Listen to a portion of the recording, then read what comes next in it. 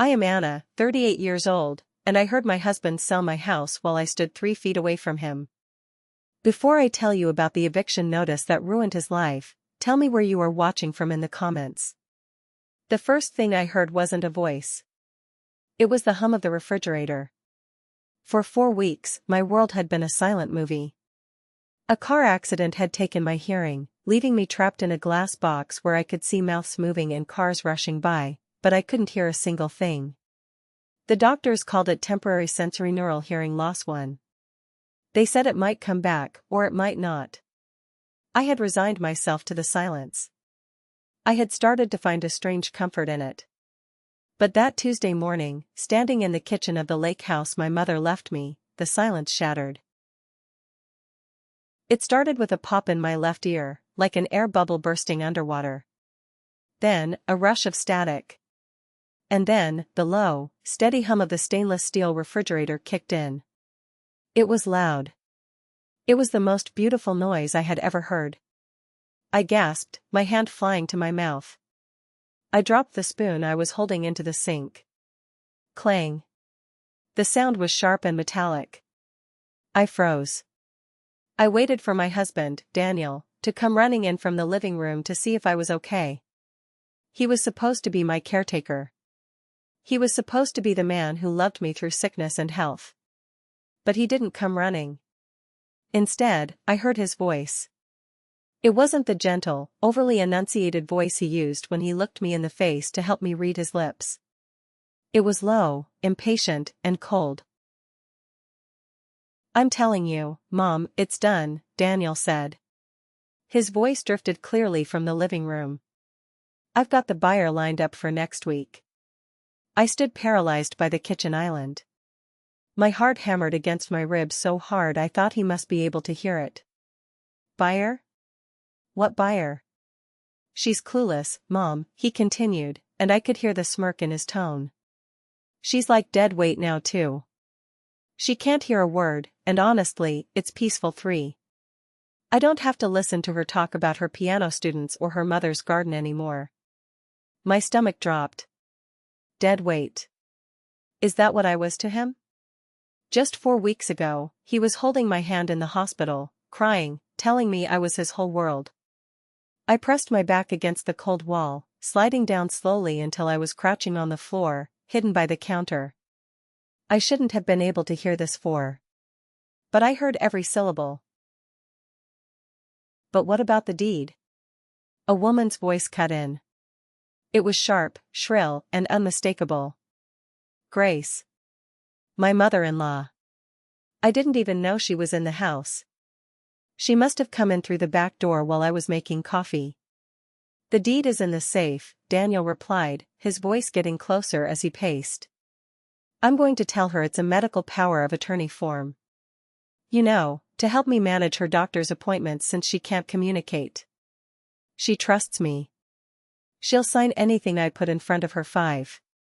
She always was naive," Grace scoffed. "I told you from the start she wasn't your level 6. But at least the house is worth something. That lake frontage alone should cover your debts." "Debts?" Daniel didn't have debts. He told me his consulting business was booming. He told me we were saving for a trip to Italy. "It covers the debts and leaves enough for a fresh start," Daniel said. "Once the sale goes through, I'll put her in that assisted living facility upstate. The cheap one. They deal with deaf people there. I can't be stuck with a cripple for the rest of my life, Mom. I'm 40 years old. I deserve a life." A cripple. The word hung in the air like smoke. Tears pricked my eyes, hot and stinging. This was the man I had shared my bed with for 5 years. The man who, just last night, had kissed my forehead and wrote "I love you" on a sticky note 7. "What about Vanessa?" Grace asked. "Does she know the timeline?" My breath hitched. Vanessa. His ex-girlfriend. The one he swore he hadn't spoken to in a decade. The one who called me plain at our engagement party 8. "Vanessa is waiting," Daniel said, his voice dropping to a hush that made my skin crawl. "She's looking at apartments in the city. Once the money from Anna's house hits the account, we are gone. I clapped a hand over my mouth to stifle a sob. My entire reality was collapsing in real time. My husband wasn't just tired of caring for me. He was robbing me. He was stealing the house my mother worked 2 jobs to pay off, the house where I grew up, the only thing I had left of her. And he was doing it to run away with his ex-girlfriend. I wanted to scream.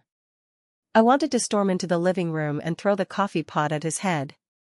I wanted to tear into them, to shout that I could hear every vile word. But something stopped me. Maybe it was the way Grace had said, she's too naive. Maybe it was the realization that if I confronted them now, it would just be my word against theirs. I was the confused, deaf wife who had suffered a head trauma. They would say I was hallucinating. They would gaslight me until I believed I was crazy. No. I took a deep, shaky breath. I wiped the tears from my cheeks with the back of my hand. Don't react, I told myself. If they think you're deaf, let them think you're deaf. I stood up slowly. I composed my face. I needed to go back out there. I needed to see his face when he lied to me. I needed to know exactly what I was up against. I walked into the living room. Daniel and Grace were sitting on the sofa, leaning over a laptop. As soon as I entered, they both looked up. Daniel's face transformed instantly. The sneer vanished, replaced by a soft, pitying smile. It was terrifying how fast he switched masks. He waved at me, a big, exaggerated motion, and pointed to his ear, mouthing the words, "Can you hear me?" I looked him dead in the eye. I shook my head slowly. "No," I signed, my hands trembling slightly. "Still quiet." Grace sighed loudly, a sound I wasn't supposed to hear, and rolled her eyes. She turned to Daniel and said, right in front of my face, "God, she looks terrible. Look at those dark circles. Are you sure she's even capable of understanding the documents?" "She'll sign," Daniel said, not breaking eye contact with me, smiling that warm, loving smile. "Won't you, babe?" He walked over and wrapped his arms around me. I felt his chest vibrate as he spoke, but now I could hear the whisper in my ear. "You poor, useless thing." I didn't flinch. I let him hug me. I smelled his cologne, the expensive one I bought him for Christmas, and underneath it, a faint, sickly sweet scent of vanilla perfume. Vanessa's perfume 9. I hugged him back, burying my face in his shoulder so he wouldn't see the hatred burning in my eyes. "I love you," he said aloud, for show. "I'm going to destroy you," I thought. To understand how much that moment in the kitchen hurt, you have to understand who Daniel was to me before the silence. Or rather, who I thought he was. For weeks ago, my life was perfect. Or so it seemed. I was a piano teacher with a full roster of students. I loved the sound of music, the laughter of children, the wind in the trees. Daniel was my rock. We had been married for 5 years, and while things weren't always fireworks, they were steady. Then came the accident. I remember the sharp flash of the cyclist speeding around the corner 10. I remember jumping out of the way, my feet slipping on the wet pavement. My head slammed against the concrete curb 11. And then, the world just turned off. I woke up in the hospital blinking against harsh fluorescent lights 12. I saw Daniel's face hovering over me. His mouth was moving frantically. His eyes were red and swollen. But there was no sound. Not a beep from the monitors, not a rustle of sheets. The terror was absolute. I clawed at my ears, screaming, or assuming I was screaming. I couldn't even hear my own voice. Daniel held me down. He looked so scared for me. He squeezed my hand until my knuckles turned white. The doctor came in and explained, his lips moving in slow motion, that I had sensorineural hearing loss. For the first few days back home, Daniel was a saint. He installed a transcription app on his phone so we could talk 13.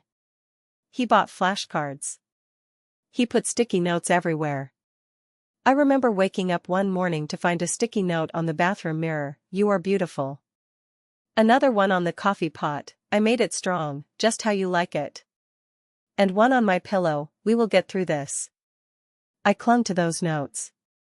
I kept them in a shoebox. I thought, this is love. This is what in sickness and in health means. But looking back now, with my hearing restored and the veil of naivety lifted, I see the cracks I missed. I see the impatience in his eyes when I asked him to repeat himself. I see the way he stopped using the transcription app after the first week because it was too much hassle. I see the way he started positioning himself so I couldn't see his lips, effectively shutting me out of the conversation. I remember one evening, about 2 weeks into the deafness. I was sitting on the couch, trying to read a book. Daniel was on the phone. He was pacing back and forth, animated, laughing. I watched him. He looked so free 14. He looked happier than I had seen him in months. At the time, I thought he was just putting on a brave face for a client. I thought he was trying to keep things normal.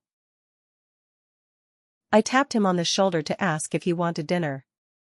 He spun around, and for a split second, his face was contorted in pure rage. It was a look of utter annoyance, like I was a fly he wanted to swat. Then, blink, and it was gone. He smiled, pointed to the phone, and mouthed, "Work." I believed him. Why wouldn't I? But now, replaying that memory, I knew he wasn't talking to a client. He was talking to Vanessa. He was probably laughing about how easy it was to fool me. The isolation of deafness is profound. You feel like a ghost in your own life. 15. You are in the room, but you aren't part of the room. People stop talking to you, they talk about you. Daniel used that isolation as a weapon. He made me dependent on him for everything. He drove me everywhere. He ordered my food. He handled the mail. He told me what the doctor said, filtering the information. The doctor said it's unlikely to come back, Anna, he had told me, looking sad. We need to prepare for this to be permanent. But had the doctor really said that? Or was that just what Daniel wanted to be true? Back in the present, standing in the living room while Gray scrutinized me, I realized the extent of his manipulation. He wasn't just a bad husband, he was a predator. He had been waiting for a moment of weakness, and my accident was his golden ticket.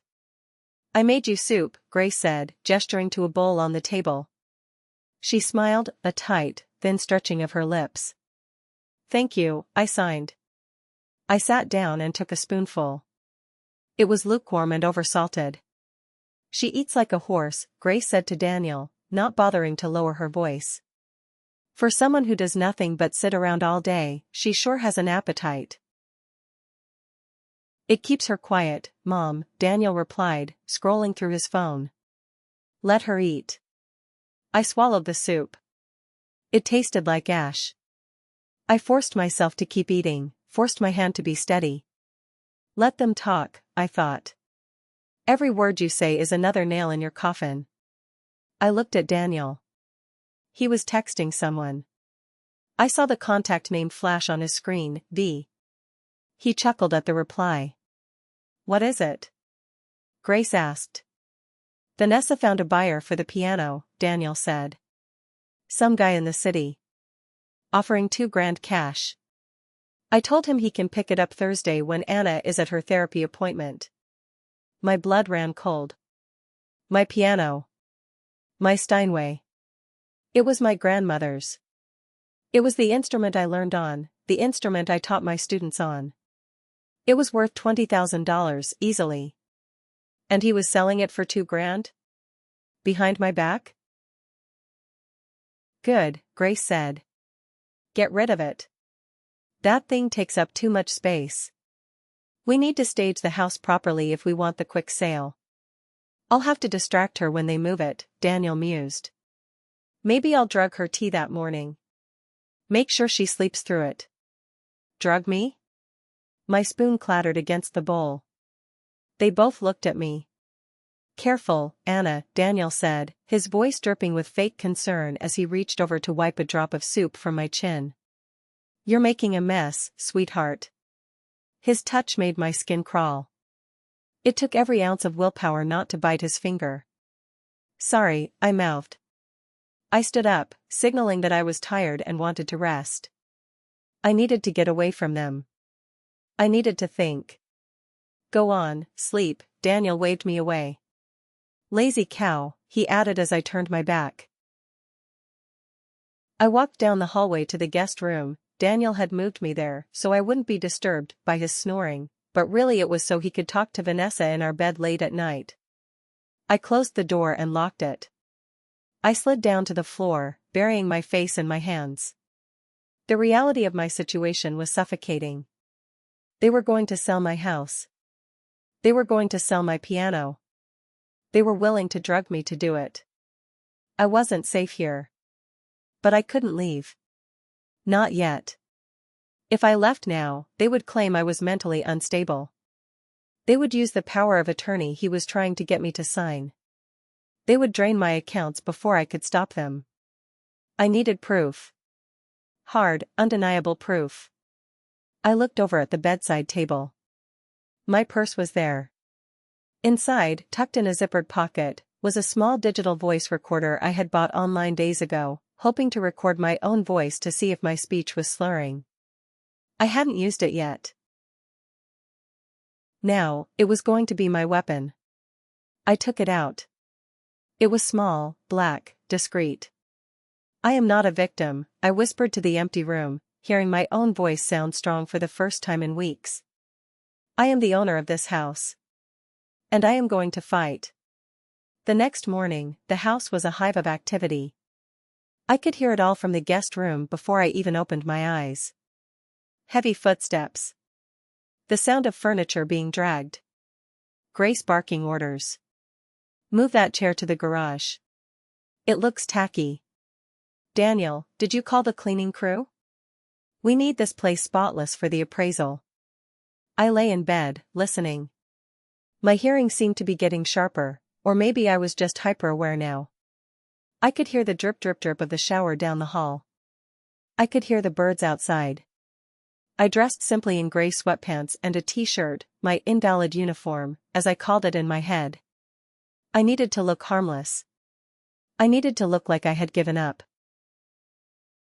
When I walked into the kitchen, the smell hit me first. Cleaning chemicals.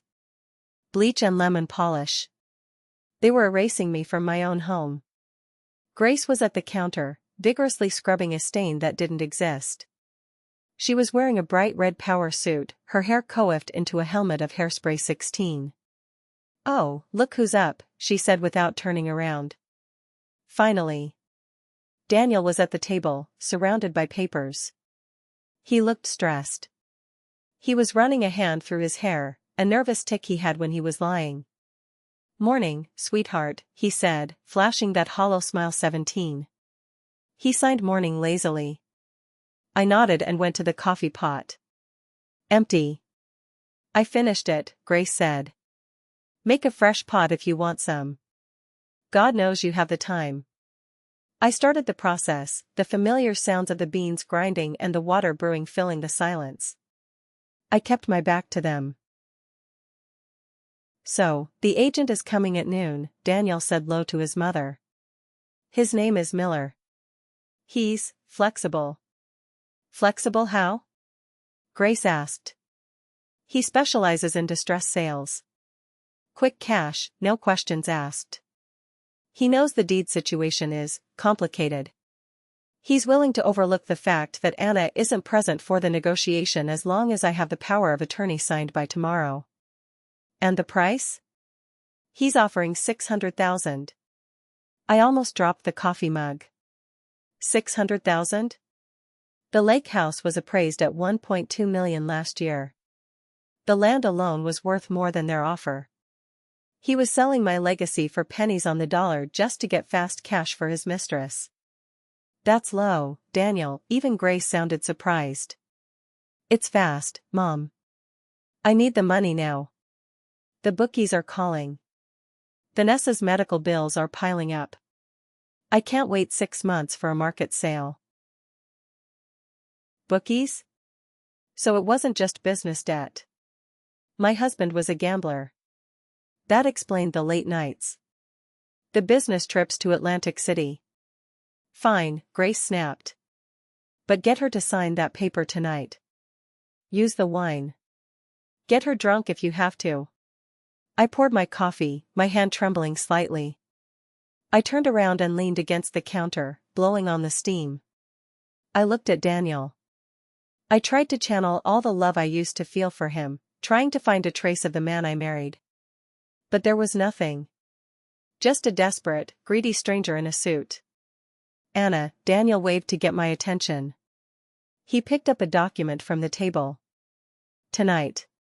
Special dinner. Celebration. He pantomimed eating and drinking wine. He pointed to the paper. Important. 4. Insurance. Insurance. He thought I was stupid. I smiled and nodded enthusiastically. I signed, okay. Celebration. He winked at Grace. See? Easy. At noon, the agent arrived. I was sitting in the living room reading a magazine, or pretending to. I had the recorder in my robe pocket, turned on.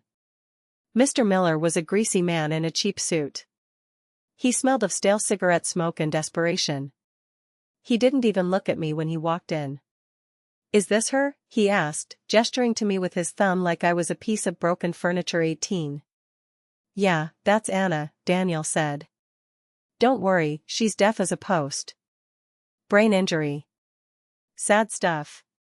Right, Miller muttered, looking around the room with hungry eyes.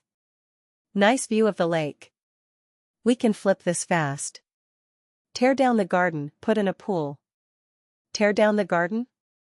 My mother spent 30 years cultivating those roses. So, the paperwork, Miller said, sitting down opposite Daniel.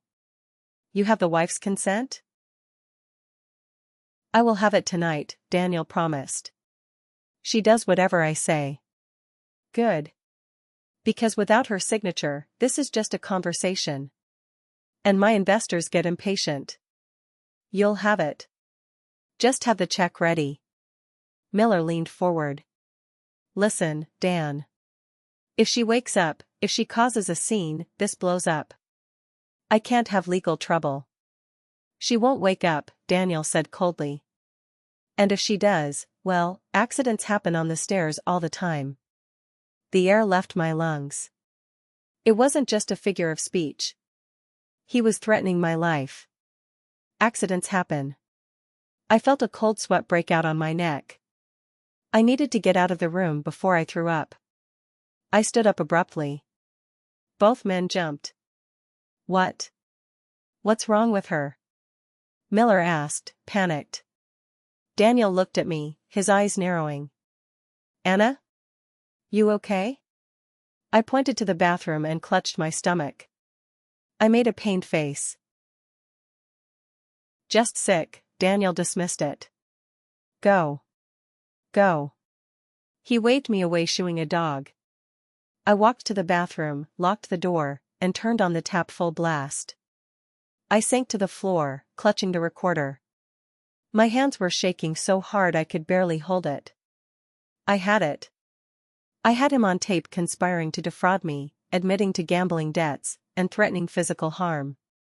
But it wasn't enough. I needed legal power. I needed to stop the sale legally before he forged my signature or helped me have an accident. I needed Sarah. Sarah was my best friend from high school. She was a shark of a divorce lawyer in the city. Daniel hated her. He called her a man-eater. I hadn't seen her in months because Daniel slowly isolated me from her. I pulled out my phone. I had to text her. But Daniel monitored my texts. He had the family plan cloud sync. I looked at the bathroom window. It was small, but I could fit. I had to risk it. I waited until Daniel and Miller went out to the backyard to inspect the property line. Grace was in the kitchen, loudly complaining on the phone to one of her friends about how burdened she was. I'm basically a nursemaid, Linda.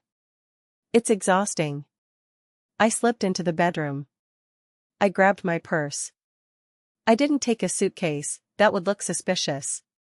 Just my wallet, my phone, and the recorder. I wrote a quick note on the pad by the bed: headache. Taking a long nap. Do not disturb. I left it on the pillow. Then, I went to the back door. I could see Daniel and Miller down by the lake, pointing at the boathouse. Grace was still yapping in the kitchen. I slipped out the side door, the one that led to the garage. My car was there, my reliable SUV. Daniel had the keys hanging on the rack by the door.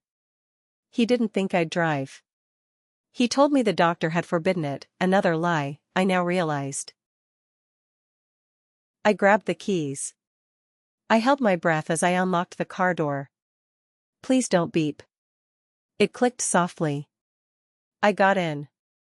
I didn't start the engine. I put the car in neutral and released the handbrake. The driveway was on a slight incline. I let the car roll backward, silently, out of the garage and down the long driveway.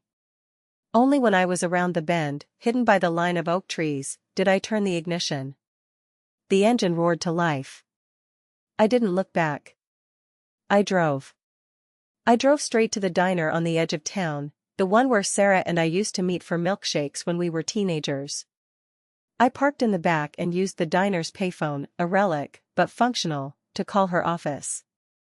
I didn't want the call log on my cell. Lawson and Associates, the receptionist answered. I need to speak to Sarah Lawson.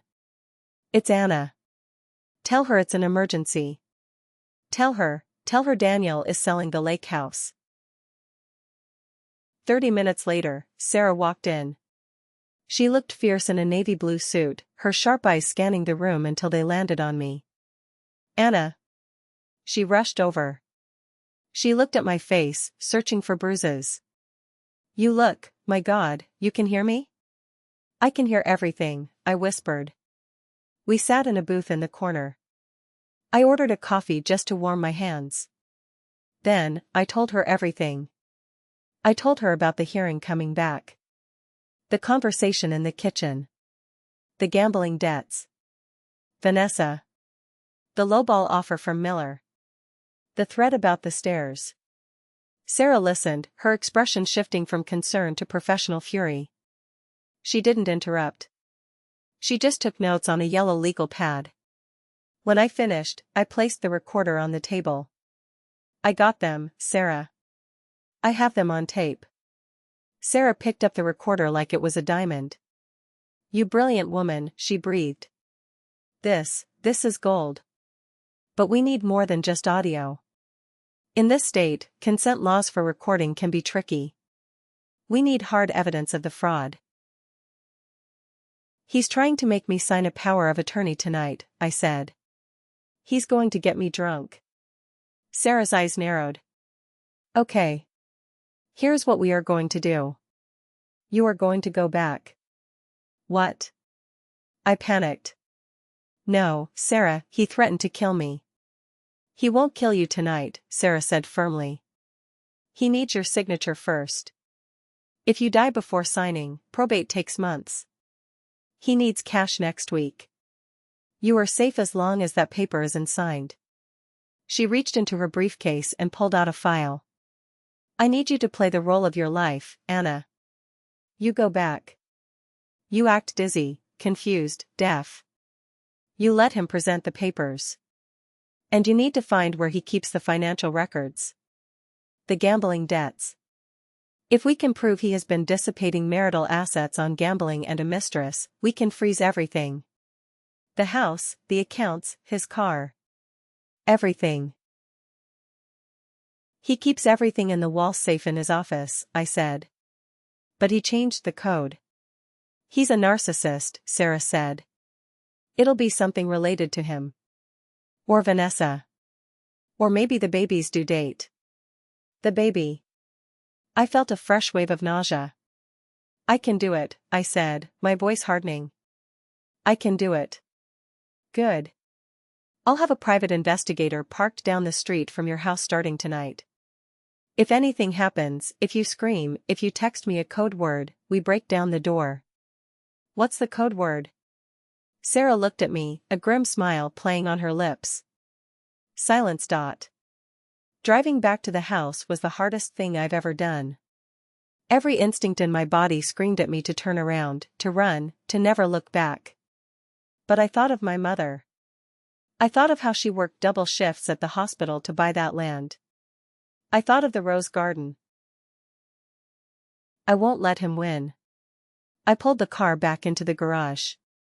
I turned off the engine and sat there for a moment, regulating my breathing. Inhale. Exhale. You are deaf.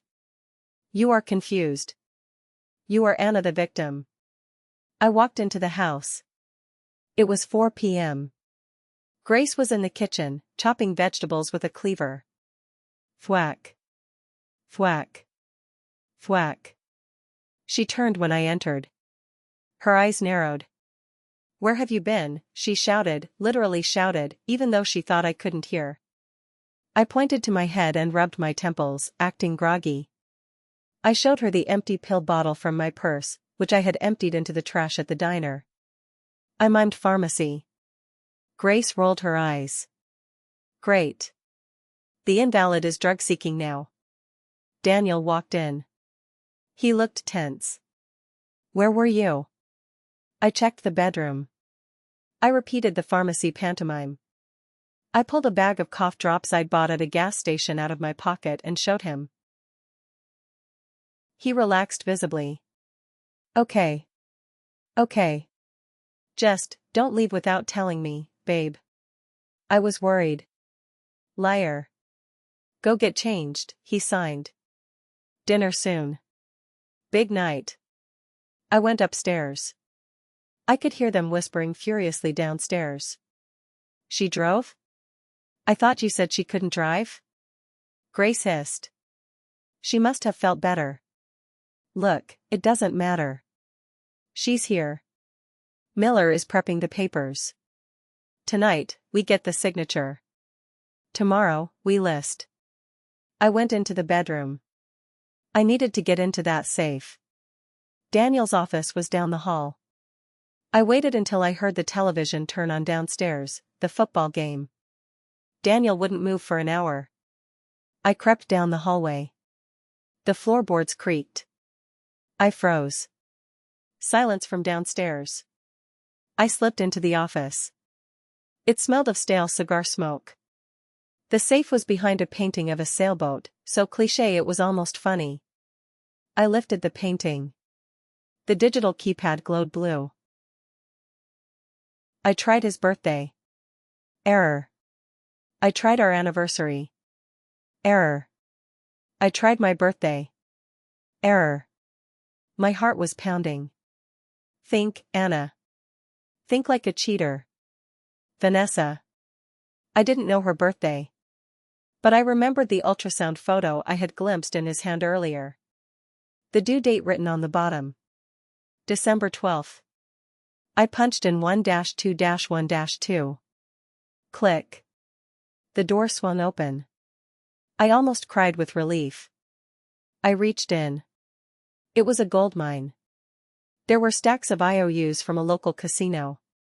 Final notice letters from credit card companies I didn't know existed. And there, in a manila folder, was the quitclaim deed. It was already filled out. It transferred the property from Anna Miller to Daniel Miller for the sum of $1. And underneath that, a printout of an email from Vanessa. "Baby, the penthouse is holding the unit until Friday. I need the deposit. Make the old hag sign. I can't wait to be Mrs. Miller." I took my phone out. My hands were shaking so bad I dropped it once on the carpet. Thud. I froze. "Anna?" Daniel's voice boomed from the stairs. "You up there?" I couldn't breathe. I quickly shoved the papers back. I closed the safe door. I dropped the painting back in place. I grabbed a book from the shelf, a photo album, and sat in the chair, opening it blindly. The door handle turned. Daniel walked in. He saw me sitting there, looking at wedding photos. "Oh," he said, his shoulders dropping. "Just looking at pictures?" I looked up at him, tears in my eyes. They were real tears, but not for the reason he thought. I was crying for the girl in those photos who had no idea she was marrying a monster. I pointed to the photo of us cutting the cake. I smiled sadly. Daniel walked over.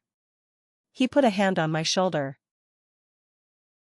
"Yeah," he said, looking at the photo with zero emotion. "Good times." Then he looked at me, his eyes cold. "Dinner's ready. Put the book away. It's time to sign the future." The dining room was set like a funeral pretending to be a birthday party. Candles flickered. The best china was out. Grace had made a pot roast that smelled suspiciously heavy on the garlic, probably to mask the taste of whatever they planned to slip me. I sat at my usual spot. Daniel sat at the head of the table. Grace sat opposite me, watching me like a hawk. Daniel poured the wine. A deep, red vintage. "To us," he said, raising his glass. He signed to us. I picked up my glass. I watched the liquid swirl. "Drink up," Grace muttered. "Maybe it'll knock her out faster." I brought the glass to my lips. I pretended to take a large sip, but I kept my lips tight, letting the liquid barely touch my tongue before lowering the glass. I smiled. Daniel pulled a folder out from under the table. "Here it comes." "Anna," he said, his face arranging itself into a mask of deep concern. "I've been thinking. With your hearing, and the medical bills, we need to make sure you are protected." He pushed the paper toward me. It was the quitclaim deed, but he had clipped a cover sheet over the top that said Medical Advocacy Authorization. "This just lets me talk to the doctors for you," he explained, signing doctor, help, sign. "So I can take care of you." I looked at the paper. I looked at him. "She's hesitating," Grace whispered. "Push her." "Please, honey," Daniel said, reaching for my hand. "Do it for me? I'm so stressed trying to manage everything. This would help me so much." He squeezed my hand. "I love you." I looked down at the pen he offered me. It was a heavy, expensive Mont Blanc. I took the pen. I could feel their eyes on me. Two predators watching a wounded gazelle. I lowered the pen to the paper. "Do it," I thought. "Play the game." I scribbled a signature. But not my real one. I made it shaky, illegible. A jagged scrawl that looked like the writing of someone with brain damage. Daniel snatched the paper away the second I lifted the pen. He didn't even check it. He just sighed with relief. "Done. Thank God." Finally, Grace took a huge gulp of her wine. "Now, can we put her to bed? I'm sick of looking at her." "In a minute," Daniel said. He was looking at the paper, admiring it. "You know, Anna," he said, not bothering to sign anymore. "You really are a good wife. Compliant. Quiet. The way women should be." He looked up at me, a cruel smirk on his face. "It's a shame about the hearing. But honestly, I prefer you this way. If you never hear again, I won't be upset." 19. My hand tightened around the stem of my wine glass. "Did she hear that?" Grace asked sharply. 20. "No," Daniel laughed. "She's in La La Land. Look at her." I stared at him. I wanted to smash the glass into his face. I wanted to scream. But I remembered Sarah's plan. Wait for the money transfer. Wait until he tries to use the document. That is the felony. I stood up. I swayed a little, faking intoxication. "Tired," I signed. "Go," Daniel waved. "Go to sleep. Forever, hopefully." I turned and walked away. I walked up the stairs, my legs feeling heavy, not from drugs, but from the sheer weight of the hatred I felt. I went into the guest room. I locked the door. I shoved a chair under the handle. I pulled out my phone. I texted Sarah, "He has the paper. He thinks I signed it. He admitted everything at dinner. Recorded." Sarah replied instantly, "Good. Tomorrow is the closing with Miller. We will be there. Lock your door. Do not eat or drink anything else." I sat on the bed in the dark. I could hear them downstairs. They were celebrating. I heard the pop of a champagne cork. I heard them toasting to Vanessa and freedom. They were laughing at me. They were spending my money. They were dancing on my grave. But they didn't know one thing. The grave they were digging wasn't for me. It was for them. And tomorrow, I was going to bury them in it. I didn't sleep. How could I? I lay in the dark of the guest room, staring at the ceiling, clutching my phone to my chest like a lifeline. The chair was wedged firmly under the doorknob, but every creak of the old house made my heart hammer against my ribs. Downstairs, the celebration continued. It was sickening. I could hear the clinking of glasses, the low thrum of jazz music. Daniel had put on Miles Davis, my favorite. He was playing my favorite record while plotting to destroy me. It was a violation so intimate it made me want to retch. "She's out cold," I heard Daniel's voice drift up the stairs. He must have been standing at the bottom of the landing. That wine was heavy. "Good," Grace's voice followed, slurring slightly. I checked the account. The transfer for the appraisal fee went through. Miller says if we sign the final deed tomorrow by 10 a.m., he can wire the first installment of the cash by noon. Noon, Daniel said, and I could hear the smile in his voice. By noon, I'll be debt-free. And by Friday, I'll be in the city with Vanessa. And what about her? Grace asked. The facility in Montauk said they have a bed, but it's a shared room. It's filthy, Daniel. Are you sure? There was a pause. A silence that stretched so long I almost stopped breathing. It's what she can afford, Daniel said coldly. Once I take my share for pain and suffering and paying off the debts she incurred, there won't be much left for luxury care. Besides, she won't know the difference. She's staring at walls, Mom. She's gone. I bit my lip so hard I tasted copper. I'm gone? No, Daniel. I am right here. I am awake. And I am sharper than I have ever been. Around 2 a.m., the house finally fell silent. I heard Grace stumble into the guest suite downstairs. I heard Daniel come up the stairs. His footsteps were heavy, uneven. He stopped outside my door. My breath hitched. I watched the doorknob. It turned slowly. The lock held. The chair scraped slightly against the floorboards. Humph, he grunted. He didn't knock. He didn't try to check on me. He just walked away, down the hall to our master bedroom, the room where we had shared dreams, where we had promised to grow old together. Now, he was going in there to text his pregnant mistress about how he had successfully duped his disabled wife. I spent the rest of the night replaying our entire marriage in my head.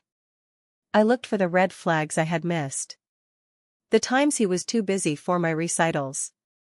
The times he made jokes about my inheritance that seemed a little too focused on the dollar amount. The way he isolated me from Sarah. It wasn't a sudden change. It was a slow erosion. He had been chipping away at my defenses for years, and I had mistaken it for love. By the time the sun began to bleed through the curtains, painting the room in a pale, bruised gray, I had come to a realization. I wasn't just fighting for my house. I wasn't just fighting for my money. I was fighting for my dignity. I was fighting for every woman who had ever been told she was too emotional, too naive, or dead weight. I got up. I dressed in the same gray sweatpants. I splashed cold water on my face. I looked at myself in the mirror. The dark circles were real now. I looked exhausted. Good, I whispered to my reflection. Look the part. I checked my phone. One new message from Sarah, we are in position. The notary Miller hired is a guy named Fletcher. He lost his license 3 years ago for fraud. We have the state board on standby. Do not sign anything until I walk through that door. Hold the line, Anna. I took a deep breath. Hold the line. I unlocked the door, removed the chair, and stepped out into the hallway. The silence of the house felt heavy, charged with electricity. It was the calm before the storm. I walked into the kitchen, and the first thing I noticed was the smell of bacon. Grace was cooking. She was humming to herself, looking surprisingly chipper for someone who had downed a bottle of wine the night before. Oh, look, the zombie has risen, she muttered as I walked in. She didn't turn around. Daniel was at the table, chugging coffee. He looked hungover. His eyes were bloodshot, and he was jittery. He tapped his foot incessantly. Morning, he signed, his movements jerky and impatient. I rubbed my eyes and nodded, shuffling to the coffee pot. Did she sleep? Grace asked. Like the dead, Daniel replied. I tried the door, it was stuck. Probably kicked the rug up against it. Miller will be here in an hour, Grace said, slamming a plate of burnt bacon onto the table.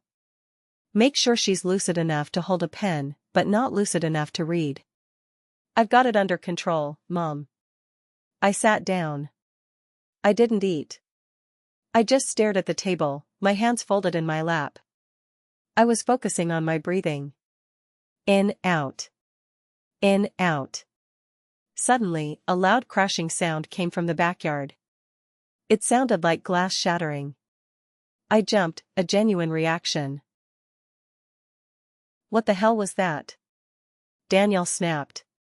He got up and went to the sliding glass door. I followed him, shuffling slowly. My heart stopped. Outside, 2 men in coveralls were in my mother's rose garden. They were tearing out the trellises. One of them had just smashed a large, ornamental mirrored gazing ball that my mother had loved. It lay in shards on the patio. Hey! Daniel yelled through the glass, then realized I was there and stopped.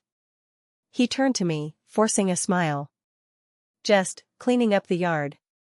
Gardening. Gardening? They were destroying it. They were ripping up the prize-winning hybrid teas my mother had spent 20 years cultivating. They were hacking at the hydrangeas with machetes.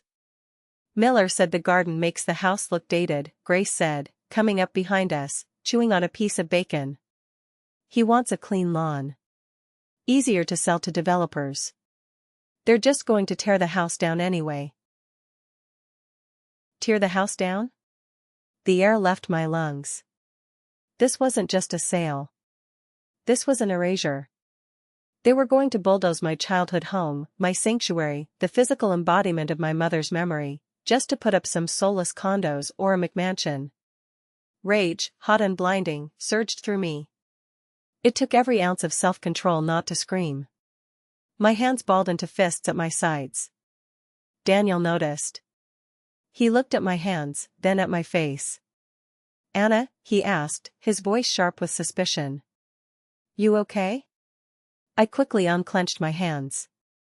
I put on my confused face. I pointed to the garden and made a sad face, miming flowers. They are fixing it, Daniel signed, his movements aggressive. Making it better. Pretty. Pretty, Grace scoffed. It's a overgrown jungle. Good riddance. I turned away. I couldn't look at them. I couldn't watch the men stomp on my mother's roses. If I stayed there 1 second longer, I would break character. I would grab a kitchen knife and do something that would land me in jail instead of him. I need, bathroom, I mumbled, my voice thick. Go, Daniel said, checking his watch. Be back in 10 minutes. Miller is almost here. I went to the downstairs powder room. I locked the door and turned on the faucet. I stared at myself in the mirror. My face was pale, my eyes wild. They are killing her, I whispered to the reflection, thinking of my mom. They are killing her memory. My phone buzzed in my pocket. It was Sarah. Miller just pulled up. He has a notary with him. We are 2 minutes behind. Remember, get them to admit the plan on tape one last time if you can. Then give the signal. The signal was simple. I was supposed to drop the pen. I splashed cold water on my face again. I dried it with a towel that Grace had already put in a donation pile, my favorite embroidered hand towels. I took a deep breath. The anger was still there, burning in my gut, but it had changed. It wasn't wild anymore. It was cold. It was focused. It was a laser beam. I wasn't just fighting for a house anymore. I was an avenging angel. I opened the bathroom door. The doorbell rang. Ding dong. Showtime, I heard Daniel whisper to Grace. Fix your hair. Let's get rich. I walked into the living room just as Daniel opened the front door. Miller walked in, flanked by a short, sweaty man carrying a briefcase, Fletcher, the disgraced notary. Good morning, family. Miller boomed, his voice too loud, filling the space with false cheer. Beautiful day for a transaction. I stood by the staircase, silent, watching them enter. I felt like a ghost haunting my own funeral. But they forgot one thing about ghosts. We haunt the people who hurt us. The living room had been rearranged. The coffee table was cleared off, replaced by a sleek leather portfolio. Daniel guided me to the sofa like I was a fragile doll, or perhaps a prisoner being led to the electric chair. Sit here, honey, he said, pressing down on my shoulders. I sat. The leather was cold against my legs. Grace sat in the armchair, crossing her legs, looking impatient. Miller sat opposite me, spreading out documents. Fletcher, the notary, hovered nervously by the fireplace, wiping sweat from his upper lip with a handkerchief. Okay, let's keep this simple, Miller said, looking at Daniel, completely ignoring me. We have the quitclaim deed transferring the title to you, Daniel. And then the sales contract from you to my holding company. We do it back to back. And the power of attorney? Daniel asked. We need that notarized first, Fletcher squeaked. To prove she gave you the authority to, well, to take everything. She signed the draft last night, Daniel said, pulling out the paper I had scribbled on. But we need the official one now. He turned to me. The mask of the loving husband slid back into place, but it was slipping. I could see the sweat on his hairline.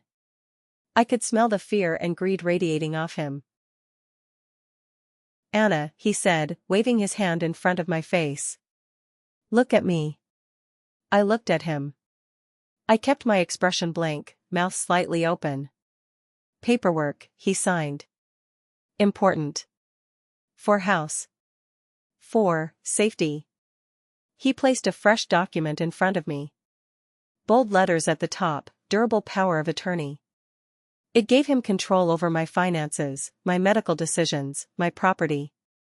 It gave him the power to commit me to an institution. Here, he handed me the pen. The same heavy Mont Blanc. Just sign right there, sweetheart, he said, pointing to the line. He didn't bother signing. He just spoke. Sign it so I can dump you and get on with my life. He said it so casually. He was testing me.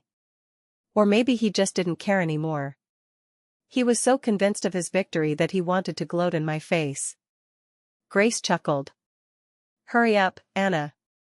I have a nail appointment at 2. I held the pen. My hand hovered over the paper. Is she understanding this? Fletcher asked nervously. She looks out of it. If she's not competent, I can't notarize this.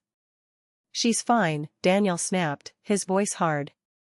She's just slow. Watch. He grabbed my hand, my left hand, the one holding the pen. His grip was tight, painful. He forced my hand down toward the paper. Sign, he hissed, his face inches from mine. Sign the damn paper, Anna. This was it. The physical violation. The absolute proof of coercion. I let my hand go limp. The pen slipped from my fingers and clattered onto the table. The signal. "Damn it, Anna!" Daniel yelled. He picked up the pen and tried to jam it back into my hand. "Stop playing games." "Mom, hold her other arm."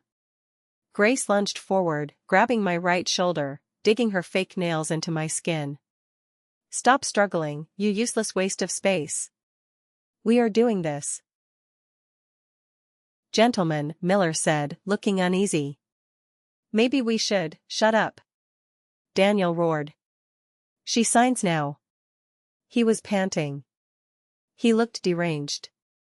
He was forcing the pen into my hand again, squeezing my fingers around it so hard I thought they would break. I stammered, making guttural noises. "She's trying to speak," Fletcher said. "She can't speak." Daniel yelled.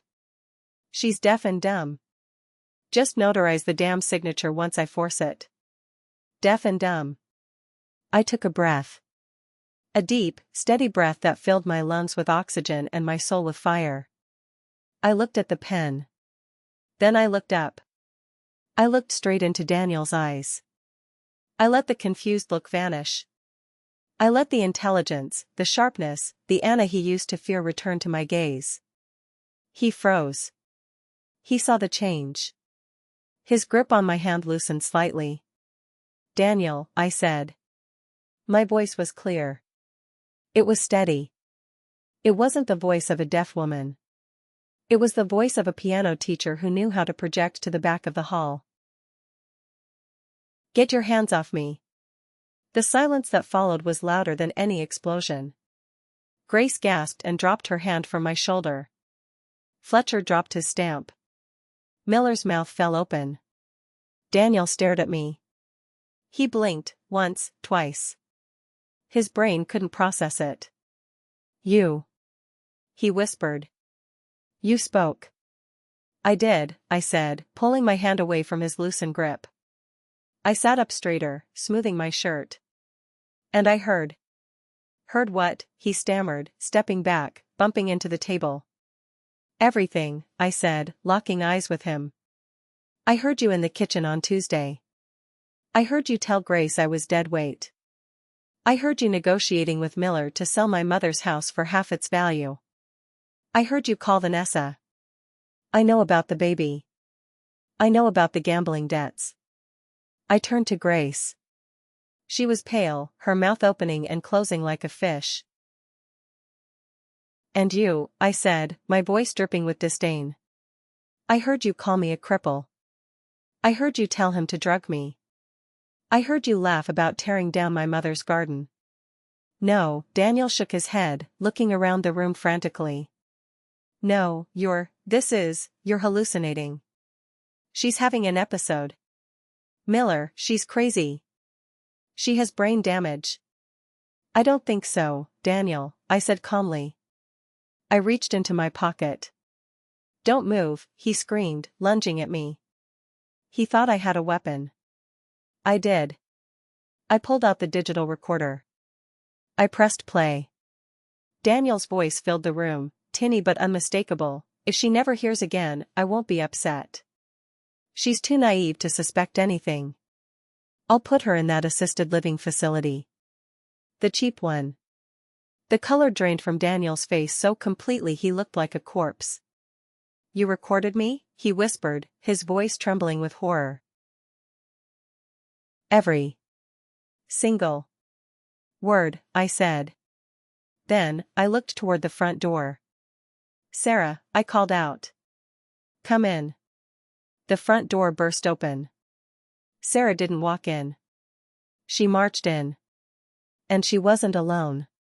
Behind her were two uniformed police officers and a man in a plain suit, Detective Reynolds, whom Sarah had called in for the fraud investigation. "Nobody move," the lead officer shouted, his hand resting on his holster. The room erupted into chaos. Fletcher tried to bolt for the back door, but the second officer intercepted him, slamming him against the wall.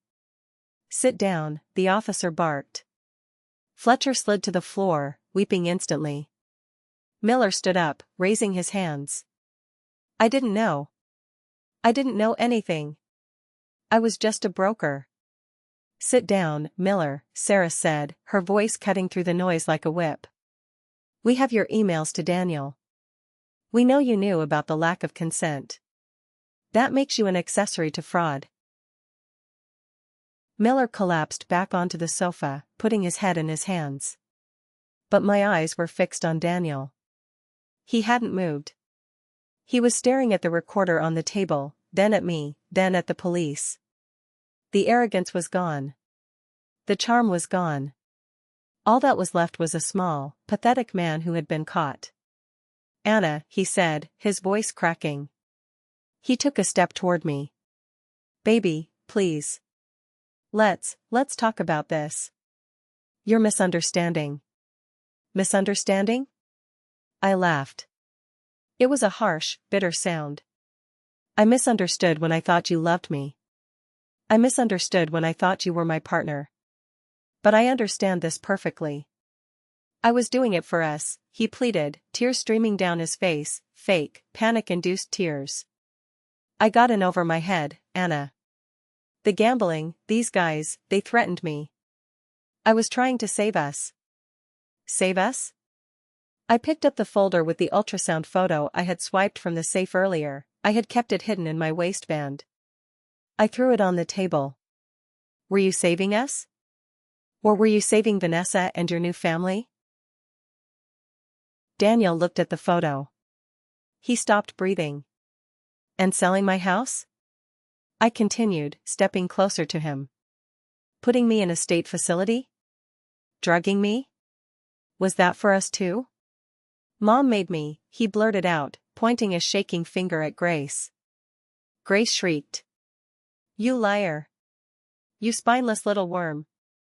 Don't you drag me into this. It was your idea.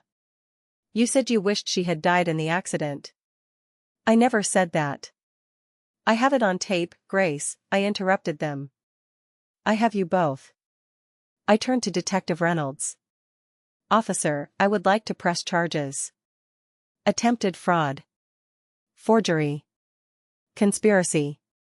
And domestic abuse. Wait. Daniel screamed as the officer grabbed his wrists. Anna, look at me. I'm your husband. We can fix this. Vanessa means nothing to me. It was a mistake. I'll leave her. I swear. The officer clicked the handcuffs onto Daniel's wrists. The metallic snick-snick sound was the most satisfying thing I had heard since regaining my hearing. You have the right to remain silent, the officer recited. Use it, I told Daniel. Because I'm done listening to you. They hauled him up. He was sobbing now, messy, ugly sobs. Mom. Mom, do something. Grace was being cuffed by the other officer. She wasn't crying. She was spitting venom. You ungrateful witch. After everything I did for you. You'll rot alone in this house. No one will ever love a cripple like you. I'm not a cripple, Grace, I said, watching her being dragged toward the door. And I'd rather be alone than with people like you. They led them out. I followed them to the porch. The entire neighborhood was watching. Mrs. Higgins from next door was standing by her fence, mouth agape. The mailman had stopped his truck. I watched as Daniel was shoved into the back of a squad car. He looked at me through the window, his face pressed against the glass, mouthing, I'm sorry, I'm sorry. I didn't lip read him. I didn't care what he was saying. I turned to Sarah. She was beaming. She hugged me, holding me tight. You did it, she whispered. My God, Anna, you were incredible. I hugged her back, and finally, the adrenaline broke. My knees gave way. Sarah caught me. I sank onto the porch steps, burying my face in my hands. But I wasn't crying. I was laughing. A hysterical, relieved, breathless laugh. The nightmare was over. The silence was broken. Is it over? I asked Sarah, looking up at the blue sky. The criminal part? Yes, Sarah said, sitting beside me. Now comes the divorce. And I promise you, Anna, I am going to take him for everything he hasn't already gambled away. He won't have a penny to buy diapers for that baby. I don't care about the money, I said quietly, looking at my garden where the roses were trampled but the roots were still strong. I just want my life back. You have it, Sarah said. And the house? It's safe. I looked at the house. My mother's house. It had witnessed my darkest silence and my loudest victory. Yeah, I said. It's safe. The next few months were a blur of legal meetings, court dates, and depositions. Daniel didn't get bail.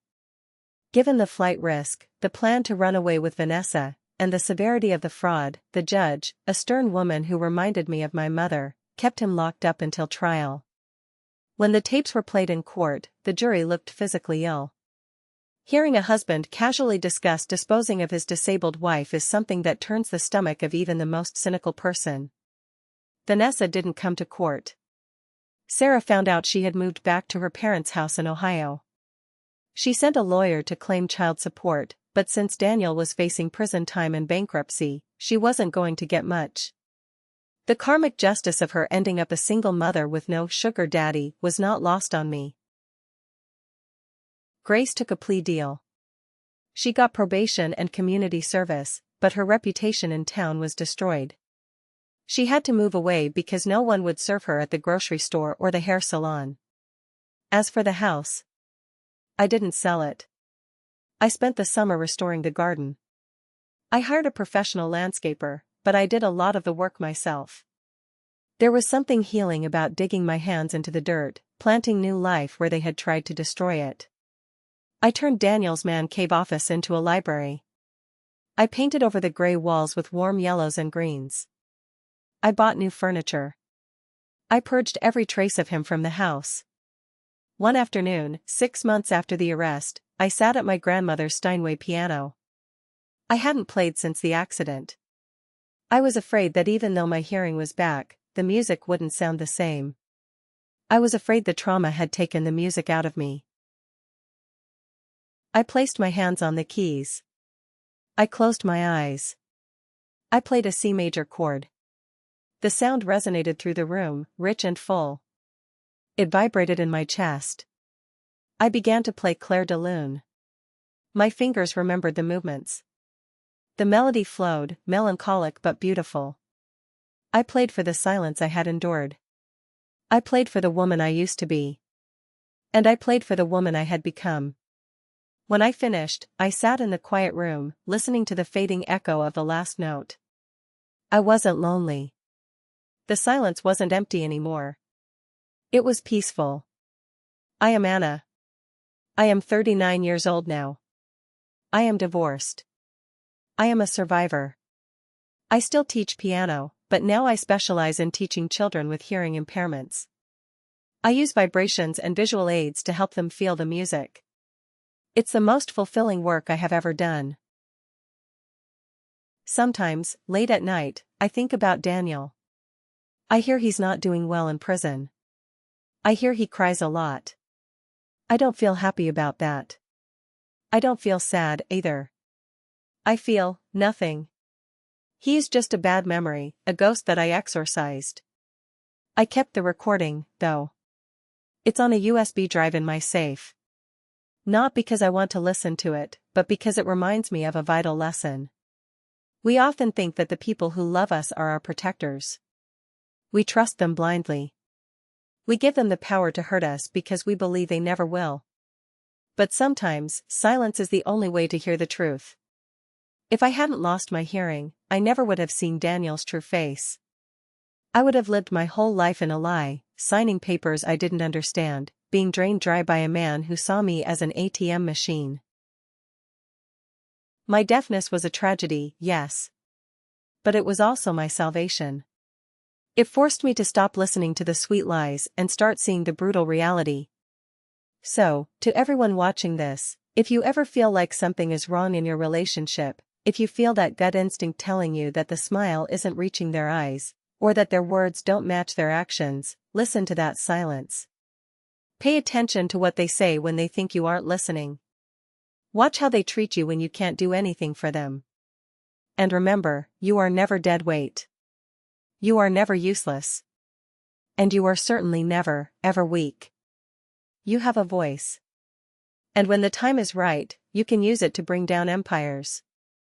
Thank you for listening to my story. If you've ever had to fight for your own justice, tell me in the comments. I read every single one. Don't forget to like and subscribe for more stories of truth and resilience. Stay strong, and never let anyone silence you.